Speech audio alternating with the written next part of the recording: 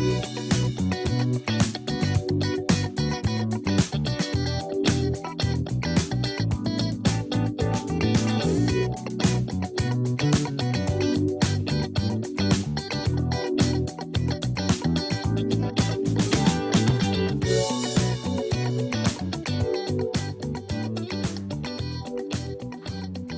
selamat sore pemirsa TVRI Sumatera Utara yang kami cintai dan kami sayangi. Ini luar biasa, kita bertemu pada hari ini dalam konteks yaitu Markombur. Pada hari ini tema yang sangat krusial bagi kita bersama adalah faktor keamanan mempengaruhi perputaran ekonomi. Memang demikian, bicara ekonomi harus ada standarisasi yaitu aman. Bohong kalau tidak aman bisa dilihat ekonomi dapat berjalan dengan baik.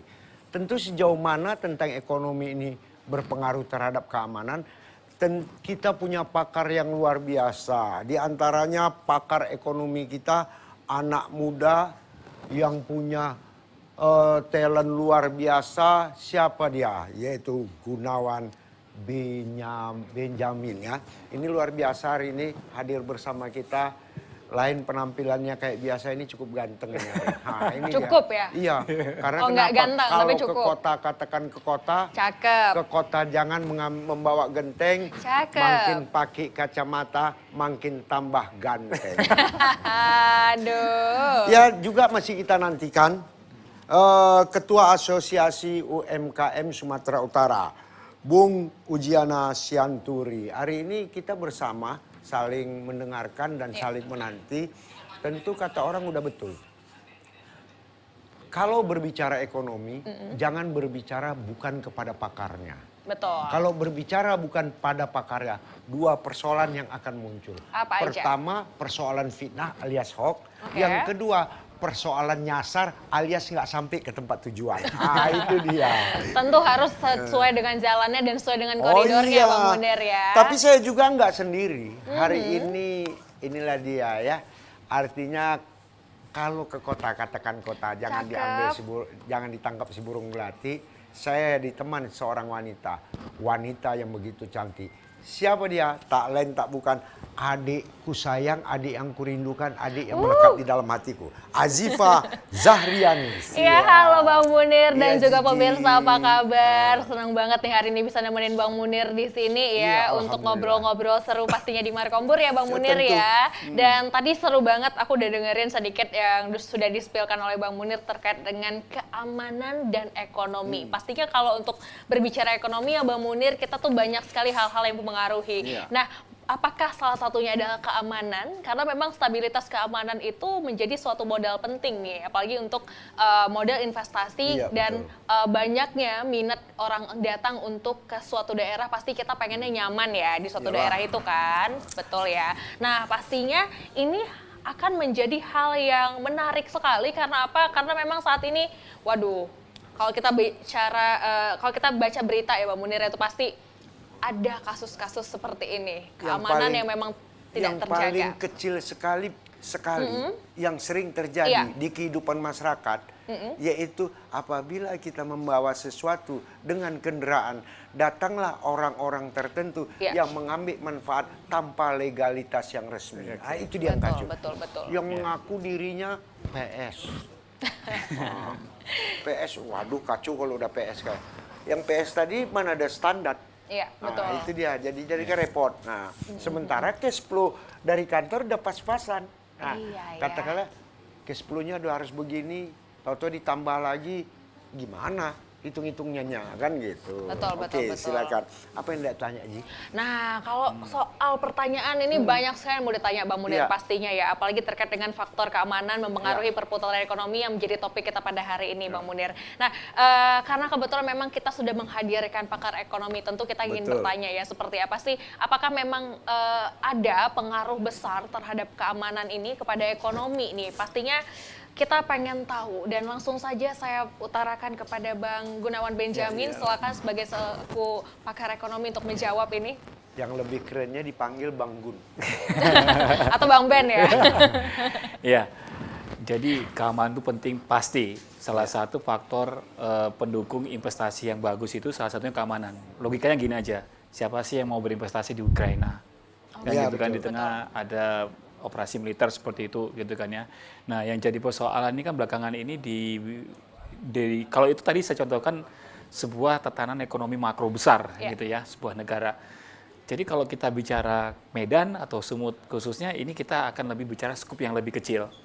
Faktor keamanan ini belakangan ini sangat terusik di Kota Medan. Iya, saya juga merasakan sendiri gitu kan ya, ada begal gitu kan ya. Terus kalau aksi premanisme sebenarnya ini udah lama, cuman masih bisa terkendali. Tetapi yang menjadi persoalan tuh begini, pada saat terjadi begal seperti ini tuh, apakah investasi akan masuk ke wilayah Medan atau Sumatera Utara? Saya udah buktikan sendiri. Salah satu yang terbebani dengan adanya begal atau mungkin tindakan-tindakan kejahatan, kriminalitas yang meningkat belakangan ini di wilayah Medan, itu yang paling merasakan tuh sektor properti, khususnya calon pembeli dari luar wilayah Kota Medan. Jadi dari banyak teman-teman yang saya tanyakan gitu ya, ini sebenarnya dengan kondisi seperti ini, bisnis kamu terganggu nggak? Terganggu Bang, kenapa? Karena orang bertanya, Medan aman nggak sih untuk ditinggalin gitu kan ya. Sehingga pada saat saya nawarkan rumah, ini banyak pertanyaannya seperti itu. Padahal ini kan kejadian di satu titik, tapi seolah-olah ini Medan keseluruhan yang ngalamin begitu kan ya. Benar, terus dia langsung bandingkan, wah di wilayahku tuh nggak begitu, wilayahku tuh rumahnya aman. Bahkan kalau saya pergi-pergi jauh, saya nggak harus mengunci gerbang karena tetangga saya pada ngeliatin semua, pada ngebantu lihat. Nah itu iklim suasana yang bagus yang sebenarnya perlu dicontoh gitu kan ya. Nah, apa yang bisa kita tarik dari sini? Kalau kita bicara industri besar tuh yang mungkin perusahaan-perusahaan besar lah ya, kalau berinvestasi ke Medan, Sumatera Utara, dengan melihat situasi aksi kriminalitas yang terjadi belakangan ini, sebenarnya sih tidak akan terganggu. Kalau yang besar nih Pak, tapi bayangin nih kalau seandainya pelaku UMKM, ya kan ya, pedagang, ya kan ya, di pasar, di pajak gitu kan ya, Lauci itu pajaknya, pasarnya tuh buka mulai habis maghrib sampai pagi. Betul. Sampai jam 3, ya kan.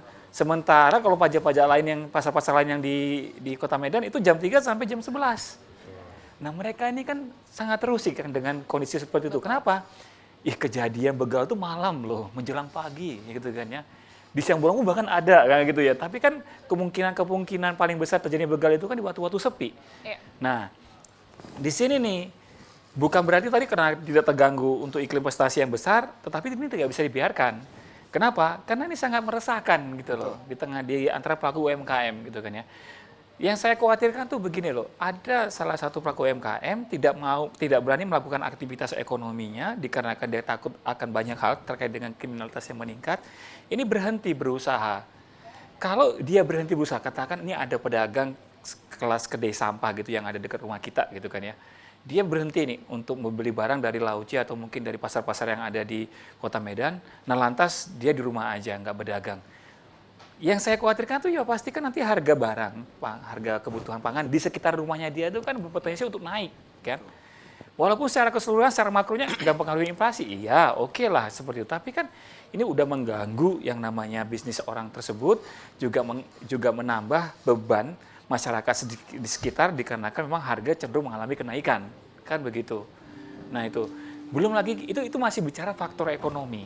Kalau kita bicara faktor-faktor lainnya seperti nyawa yang melayang dikarenakan aksi kriminalitas tersebut, ini secara otomatis emangnya nyawa itu bisa dihitung dengan angka-angka gitu kan ya? Betul. Oh manusia itu nyawanya harganya sekian, nggak bisa gitu kan? Ini nggak bisa dihitung seperti itu. Jadi kerugiannya tuh besar gitu loh.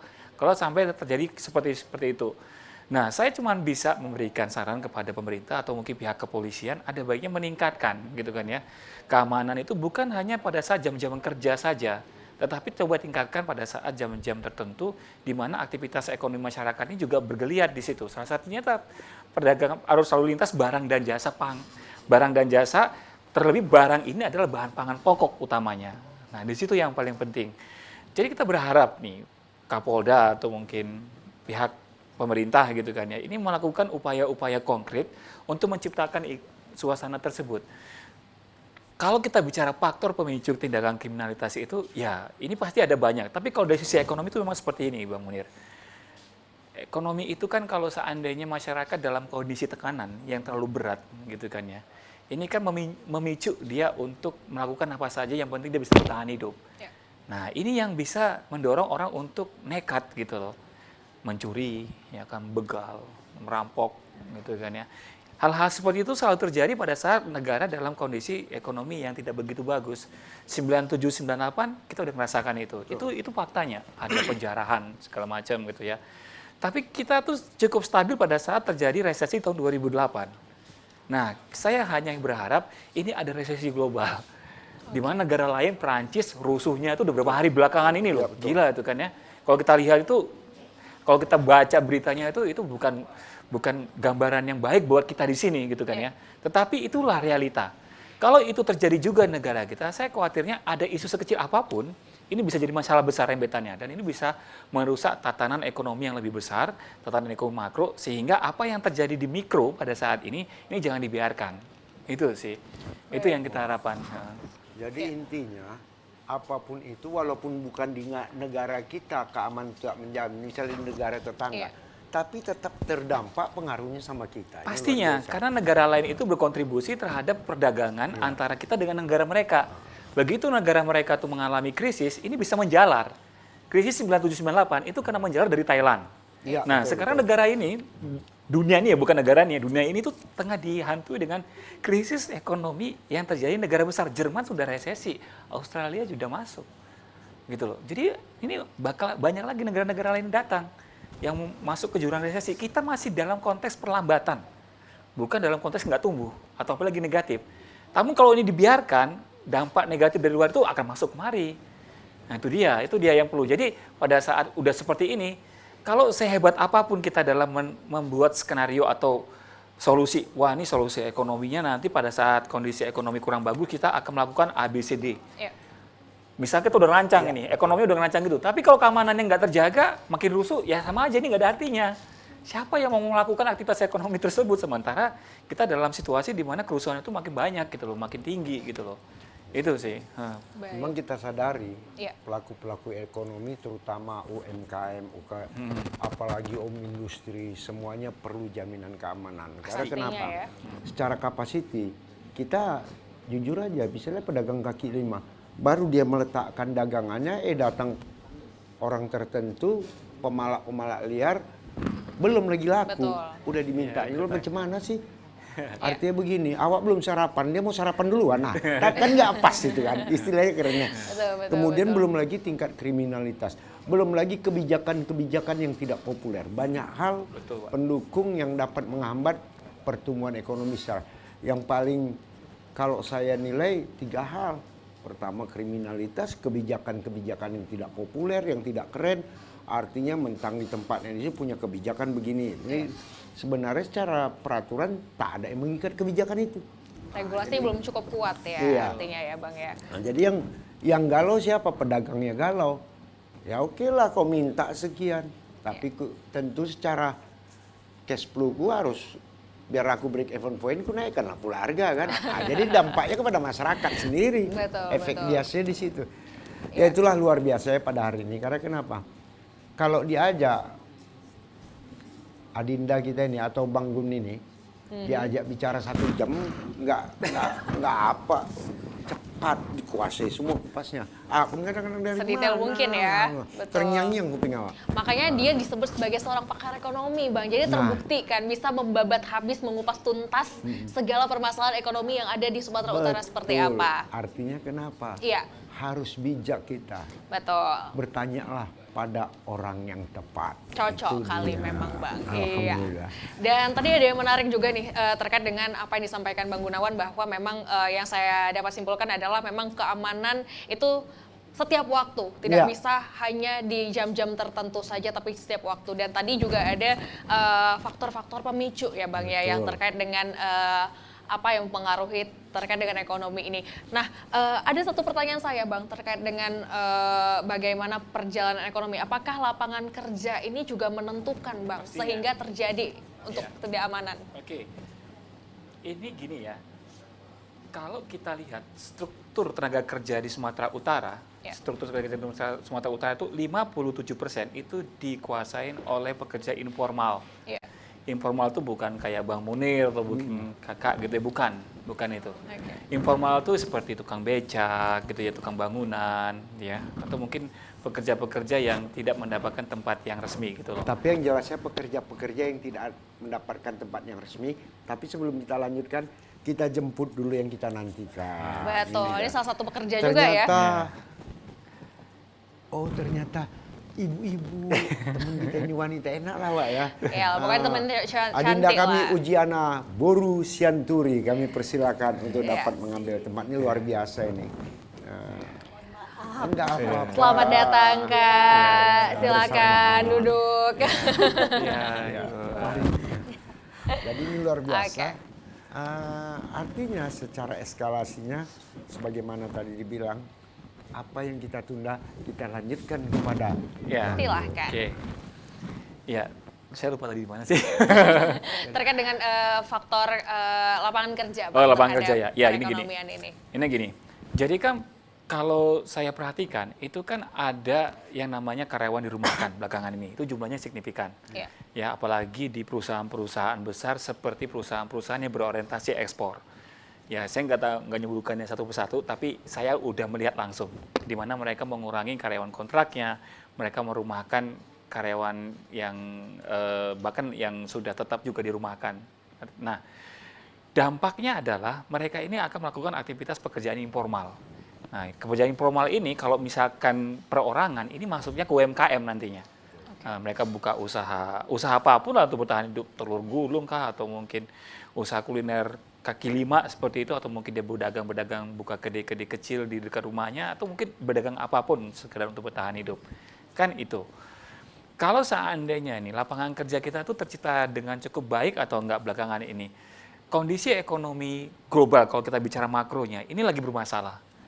Faktanya ya pengangguran itu di mana-mana naik, nggak hanya di sini, nggak hanya di Indonesia, kan gitu ya. Kalau dari hasil pengamatan saya, itu dari beberapa banyak perusahaan yang ada di Sumatera Utara itu, di beberapa tempat kawasan industri, itu mungkin sudah ada sekitar 3.000 hingga 8.000 orang yang sudah dirumahkan. Kalau Sumut ini kan punya, katakan kalau ada di ada KEK, ada di Kimstar, ada mungkin di Kimabar, nah ini kita ambil 3 itu aja. Ya kita bisa memperhatikan mungkin ada 10 ribuan orang, kan gitu.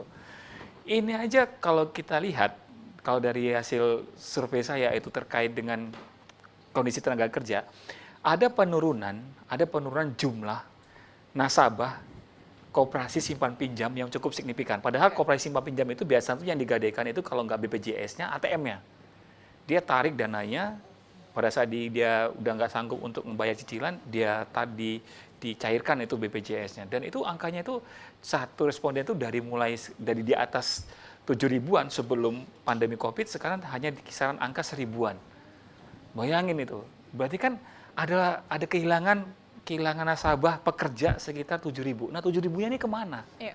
Nah, ini lagi saya telusurin terus. Ini saya lagi cross check, saya kejar terus ini data ini. Ini sebenarnya mereka ini sebelumnya bekerja di mana dan kenapa mereka keluar seperti itu? Kenapa mereka tidak menjadi nasabahnya? Apakah tetap bekerja tapi karena tidak membayar cicilan sehingga mereka melunasinya? Atau memang justru jangan-jangan ini udah pergi sama sekali gitu loh, udah nggak punya pekerjaan sama sekali. Nah, lapangan pekerjaan yang tidak tersedia dengan cukup tersebut, ini akan membuat persaingan di level UMKM makin banyak. Ya, mungkin Bu Jiana bisa jelasin nantinya. Itu setiap satu desa mungkin orang yang jualan jus atau jualan nasi goreng atau mungkin jualan mie balap itu makin rame atau kedainya itu makin rame. UMKM itu makin banyak. Itu saya sendiri sudah langsung terjun ke lapangan, udah seperti itu kondisinya. Jadi yang didapatkan oleh satu pedagang yang awalnya hanya satu, sekarang udah ada 3. Dia kan berbagi kan. Betul. Berarti kan pendapatannya turun. Ya kan, pendapatannya turun. Nah, pada saat pendapatannya turun, dia akan mencari bagaimana caranya untuk mengcover, untuk bertahan hidup. Kan di situ tuh masalahnya. Berarti kan secara keseluruhan kita berpikir yang dirumahkan tadi buka usaha dapat pendapatan sedikit, makin kecil dari tempat yang sebelumnya, gitu kan ya.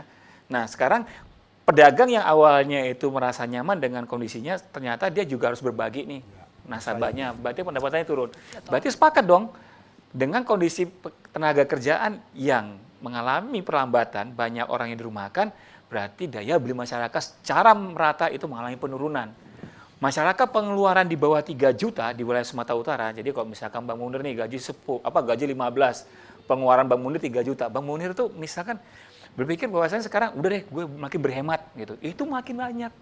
Itu bagaimana yang seperti itu. Jadi banyak orang-orang yang seperti itu yang artinya dengan pengeluaran kecil mereka udah mengurangi beberapa kebutuhan atau bahkan keinginan yang nggak perlu lagi. Itu udah banyak. Salah satunya yang paling merasakan adalah rumah makan atau usaha-usaha kuliner. Dia bilang langsung kita tanyakan gitu kan ya. Gimana penjualan selama tahun 2023 ini? Turun, Bang. Saya berpikir kemarin setelah Covid di 2021, 2023 akan membaik karena 2022 kelihatan membaik. Tapi ternyata 2023 turun lagi. Apa pemicunya? Nah, kita nggak tahu. Kalau rasanya masih sama, harga nggak berubah gitu kan ya. Walaupun harga daging ayam naik, satu potong seporsinya 10.000, tapi ternyata pembelinya berkurang. Nah, kita survei lagi ke rumah tangganya, apa yang memicu mereka seperti itu? Kita mengurangi belanja makanan di luar. Jadi kalau suaminya kerja dibontotin sekarang. Nah, banyak lagi yang saya temukan, tukang bangunan. Tukang bangunan itu yang awalnya hanya, kalau misalkan dia dari proyek satu ke proyek kedua gitu kan ya, dia berhenti ke proyek satu, berlanjut ke proyek yang kedua, ini masa jedanya 1 minggu. Sekarang udah bisa 3 minggu atau 1 bulan. Kenapa? Kesulitan mencari proyek yang baru. Nah, tukang bangunan itu informal. Itu jumlahnya kalau di Tembung, daerah Tanjung Rawa, atau mungkin daerah Semencirim, daerah mau ke arah Binjai, itu rame mereka jumlahnya, itu signifikan. Bayangin, mereka mengalami seperti itu. Jadi masyarakat menengah bawah ini mengalami gangguan ekonomi yang serius kalau menurut saya sih. Kenapa ditambah lagi harga sawit anjlok? Memang belakangan ini 3 hari, 4 hari belakangan ini harga CPO naik. Tapi kita jangan terlena dengan hal itu semua. Ini ada gangguan. Gangguan ini enggak karena kita. Oke, kita sepakat bukan karena kita yang melakukannya atau mungkin karena perbuatan kita. Tapi memang ada faktor eksternal negara lain yang mengalami krisis sehingga ini berdampak ke kita semuanya. Dan kita sangat merasakan ini. Mereka udah krisis, kita masih belum. Betul. Tapi kalau mereka makin tenggelam, kita menyusul. Iya. Nah, itu yang perlu Pokoknya intinya pada hari ini luar biasa. Artinya sama-sama kita menjaga ini. Boleh kita menahan daya beli kita, tapi jangan terlalu menahan kali lah orang lain juga yang teraniaya kan gitu. Iya, benar. Nah, jadi itu, ya itulah dia gambaran daripada situasi ekonomi saat ini. Artinya secara eskalasi kita tidak bisa menutupi itu, kita tidak bisa membatasi itu, hanya bisa mengimbau tahap awal untuk kita sama-sama menyadari hal itu. Betul, begitu juga kepada seluruh masyarakat Sumatera Utara. Artinya mari secara sinergik kita bangkitkan ekonomi sama bahu-membahu menjaga stabilitas ekonomi. Tanpa ada hal yang paling kita malaskan kali, kalau kata orang Medan, paling malas aku yaitu tindakan-tindakan yang tidak terpuji. Itu harus jangan lakukan. Nah, yang jelas ya, kata orang Deli bilang mentimun batang mentimun. Cakep. Jangan ditangkap burung gelati. Cakep. Berbicara sambil minum, tak elok pula tak mendengarkan musik. Kan itu dia. Oke, dan langsung mainkan, saja. Mainkan Adinda, ayo.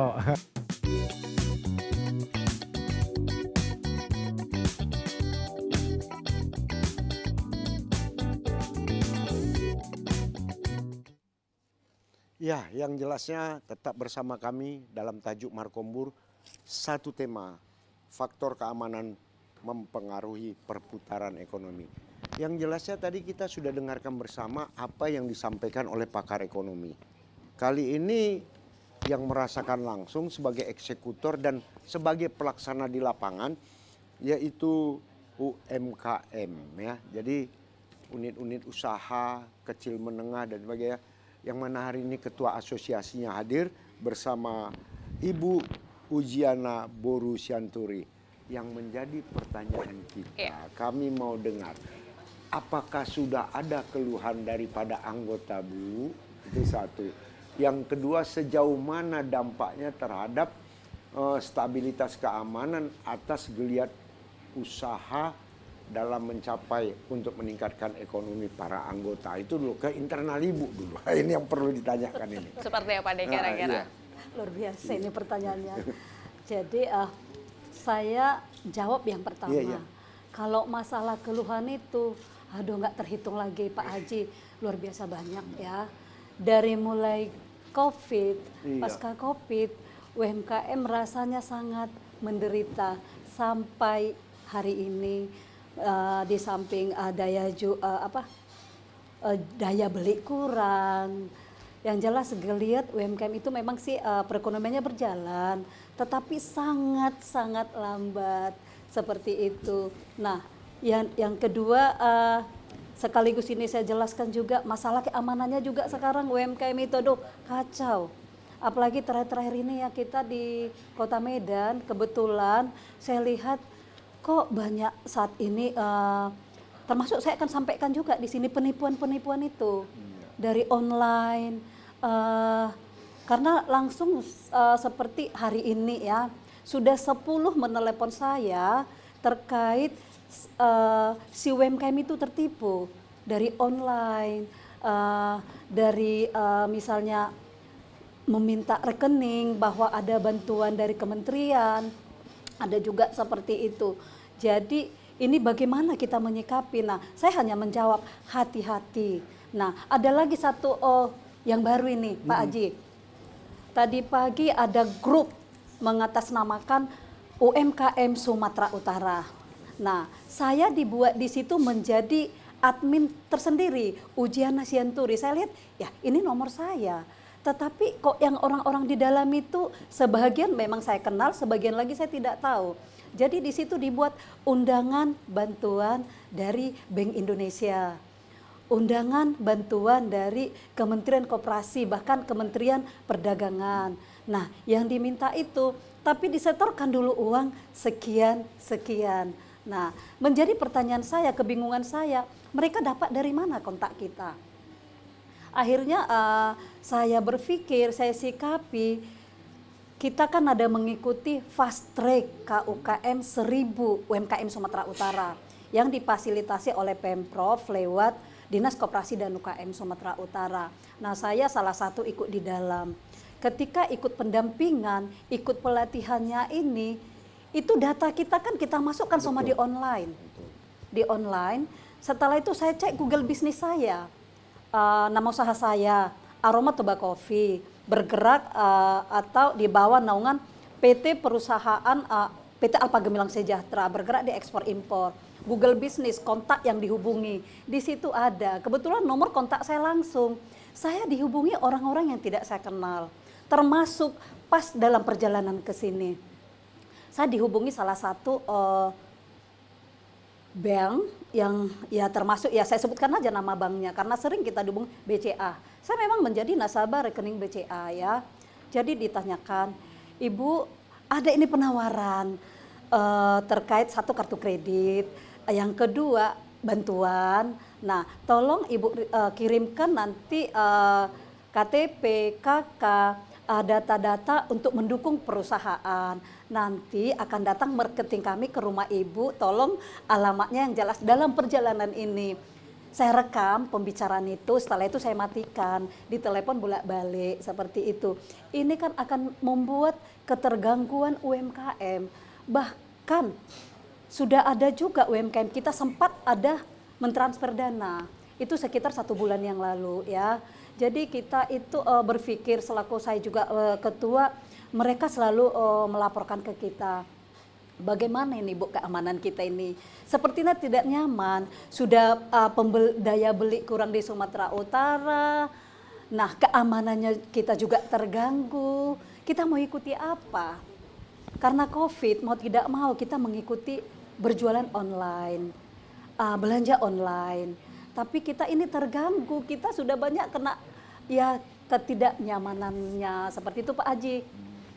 Jadi ini luar biasa segala cara untuk mempengaruhi agar ekonomi terganggu. Betul.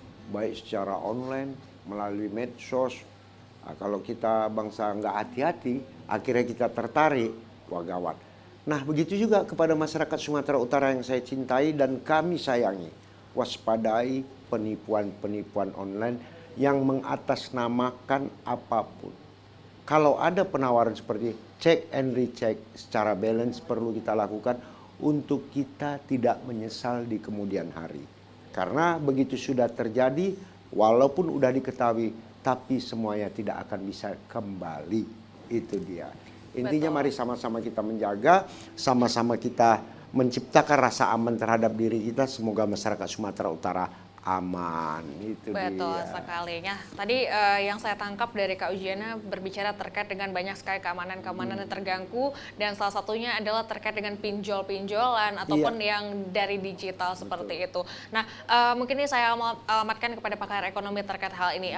Dengan adanya digital, transformasi digital seperti ini, sebenarnya ini harusnya seperti apa sih Bang supaya kita bisa lebih aman lagi ini untuk karena kan kejahatan tuh datang dari mana-mana itu bisa membuat sebuah ketidaknyamanan baru nih untuk kita apalagi sekarang digital ini aksesnya sangat mudah sekali ya Bang ya.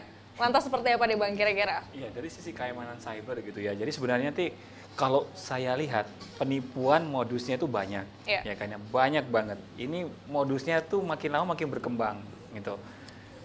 Kalau yang jadi persoalan kita itu sih kita tuh mengharapkan ada regulasi yang bisa mengcounter bahwasanya ajakan-ajakan keuangan yang tidak bertanggung jawab ini bisa dieksekusi terlebih dahulu di depan, tangkap duluan sebelum ada korbannya, kan gitu ya. Nah, kita punya Satgas Investasi yang bekerja di situ, gitu kan. Cuma kan Satgas Investasi ini kalau seandainya masyarakat tidak berkontribusi juga terkait dengan kemungkinan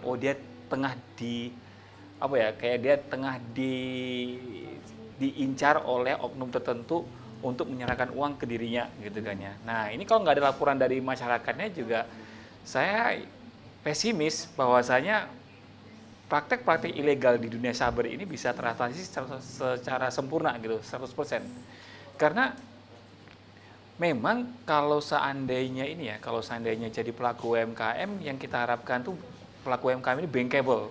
Bankable itu dia ngerti nih masalah perbankan semuanya gitu kan ya. Jadi pada saat dia dihadapkan dengan situasi di mana ada ajakan-ajakan yang nggak bertanggung jawab atau mungkin ajakan-ajakan yang dia kurang paham, dia ngerti nih caranya seperti apa. Kalau ini bisa termonitoring semuanya, masyarakat ikut berkecimpung di situ, saya sih optimis kita bisa minimalisir korban gitu loh.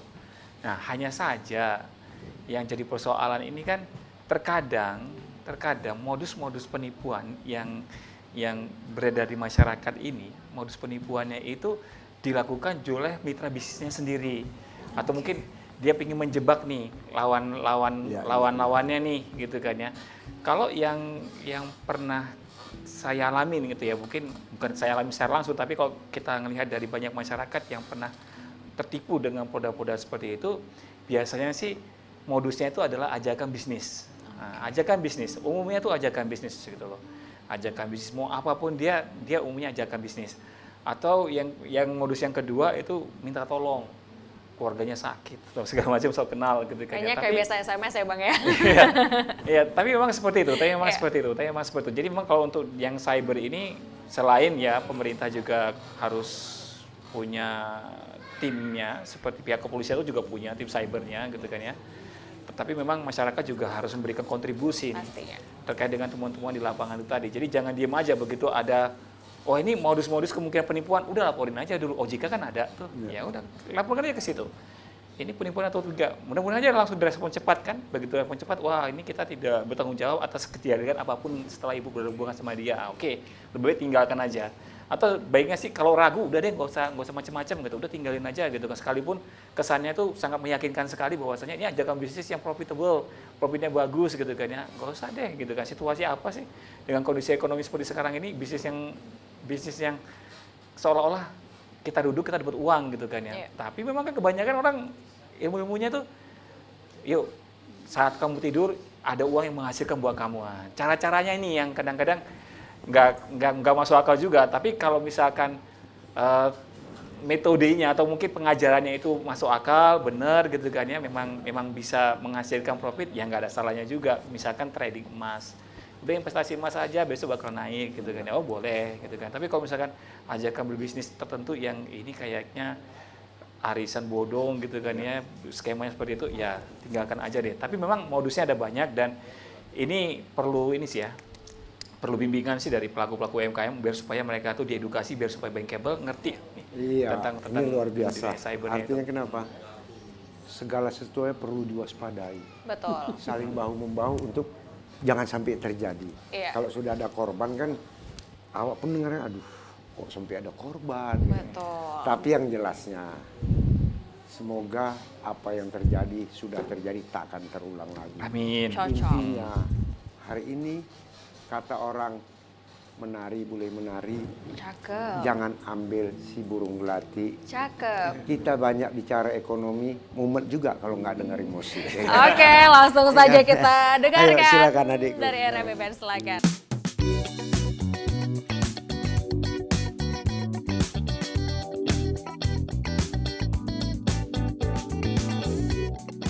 Ya, pemirsa, kembali lagi bersama dengan kami di Markombur dan hari ini masih membahas terkait dengan faktor keamanan mempengaruhi perputaran ekonomi dan pastinya ada di Sumatera Utara dan Kota Medan khususnya. Nah, melihat beberapa waktu dekat ini banyak sekali berita-berita terkait dengan begal yang sangat meresahkan warga Kota Medan khususnya. Dan seperti apakah kira-kira apakah ini sangat berdampak juga kepada para teman-teman UMKM?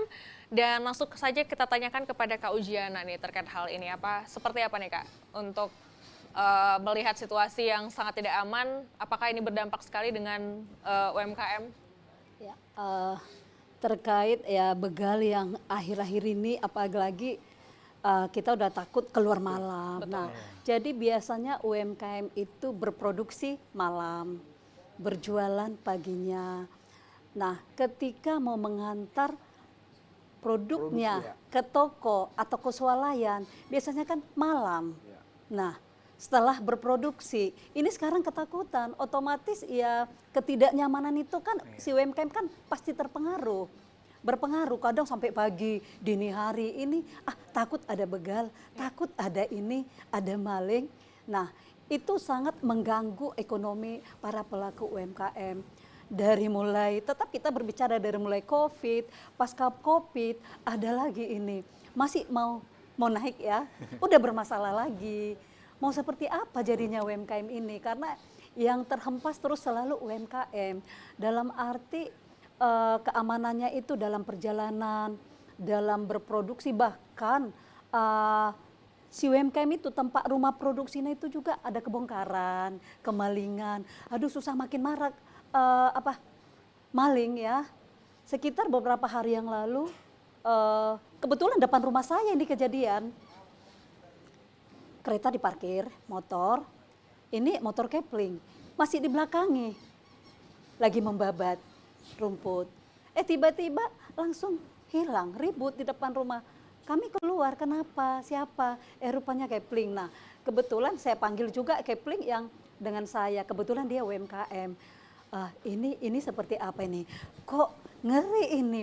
Cuma membelakangi sebentar sudah hilang. Termasuk ya saya juga kena gitu. Dalam arti rumah semua udah kita tutup ini rumah. Kami keluar kota.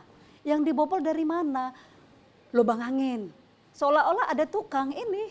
Ya enak, anteng aja dibawa semua. Motor, TV, pakai mobil, gerbang dirusak.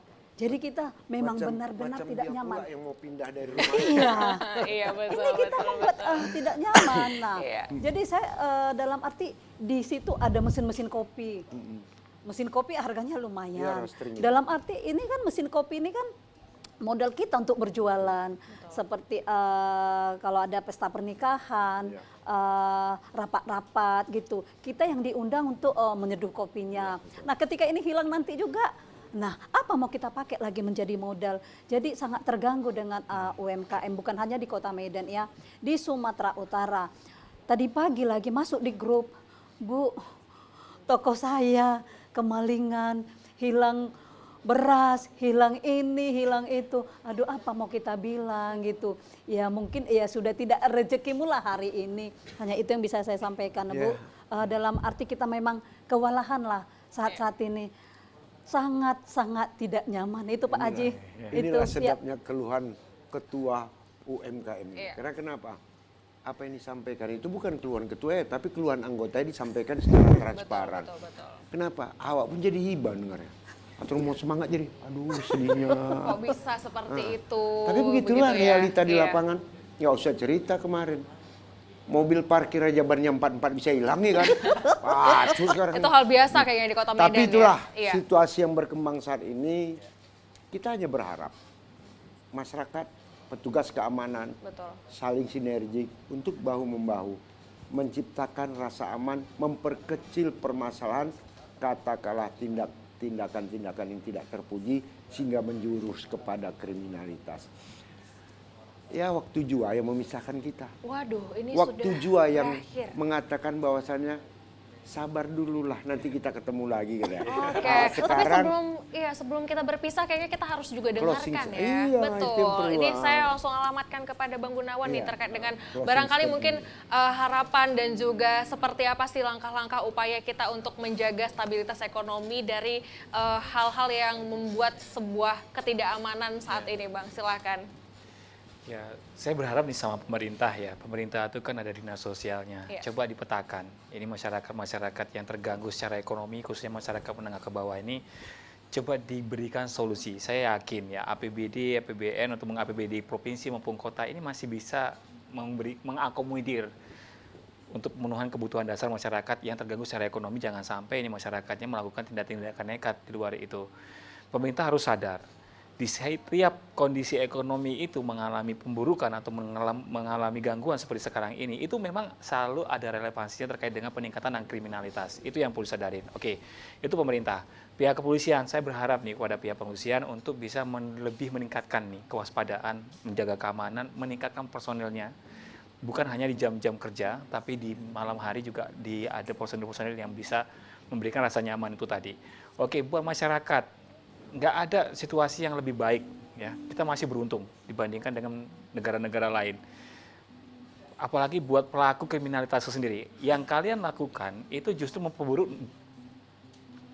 keuangan kalian sendiri gitu loh. Artinya nggak ada nih, semakin kejahatan itu dilakukan secara sengaja dengan niat apapun gitu kan, itu memperburuk kondisi ekonomi dirinya dan masyarakat sekitar. Semakin besar gerakannya, semakin banyak kriminalitasnya, ini semakin perburuk kondisi ekonomi kita. Jadi nggak ada yang diuntungkan dari kegiatan ini. Ada baiknya sekalipun masalah-masalah kriminalitas itu dialibikan dengan bahwasanya kondisi ekonomi yang kurang beruntung, tapi tetap ada solusi kok. Kalau mereka berkontribusi positif atau mungkin mereka tahu nih caranya bagaimana menyuarakan keluhan-keluhan ekonomi mereka, saya yakin pemerintah juga punya cara untuk menyelesaikan itu. Itu sih. Nah, bagi masyarakat yang lain sih, ya saya harapin ya masyarakat yang punya level ekonomi yang agak lebih beruntung, coba perhatikan tangganya. Adakah tangganya yang bermasalah untuk memenuhi kebutuhan dasarnya? Sedekah deh, gitu loh. Atau mungkin RT-nya bergerak deh di situ kan, bergerak gitu kan, membantu gitu loh. Artinya kita gotong royong gitu, gotong royong. Yang kaya, yang lebih kaya itu mensuplai buat mereka yang merasa kebutuhan. Sehingga apa? Ini juga bukan hanya menyelamatkan isi perutnya mereka, tapi ini juga menjaga stabilitas keamanan di wilayah itu sendiri. Itu sih yang diharapin. Makasih Bang Munir, baik. Oke, ini luar biasa. Kita dengarkan juga Kakanda kita. Betul. Ya kan? Untuk sebagai closing statement, mungkin ada pesannya juga kepada seluruh masyarakat. Kemudian apa harapannya? Itu dia. Silakan Kak Ujiana. Ya, terima kasih ya Pak Munir. Ya, kepada rekan-rekan pelaku UMKM di Indonesia, khususnya di Sumatera Utara, berhati-hatilah dengan penipuan yang marak saat ini terjadi. Kalaupun ada misalnya telepon, baik itu masuk ke email lewat online, masuk ke Google Business, benar-benar dicermati apakah ini yang serius, apakah ini penipuan.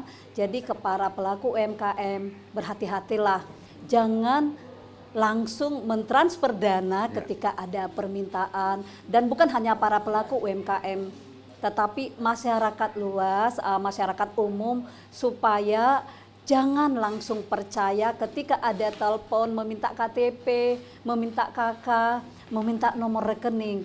Karena dengan melalui ini mereka sudah terjadi. Nah, jadi harapan kami ya, termasuk kepada pemerintah ya, tolonglah supaya bagaimana meminimalisir supaya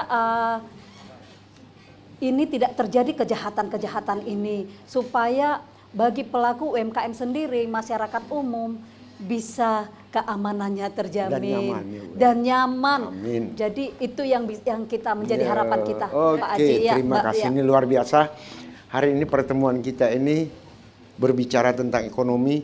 Satu ingatan bagi kita semua, siapapun itu tanpa terkecuali, baik yang punya niat baik atau yang tidak baik, semuanya harus satu visi. Mari sama-sama kita ciptakan yang baik untuk keselamatan masyarakat kita, diri kita di Sumatera Utara.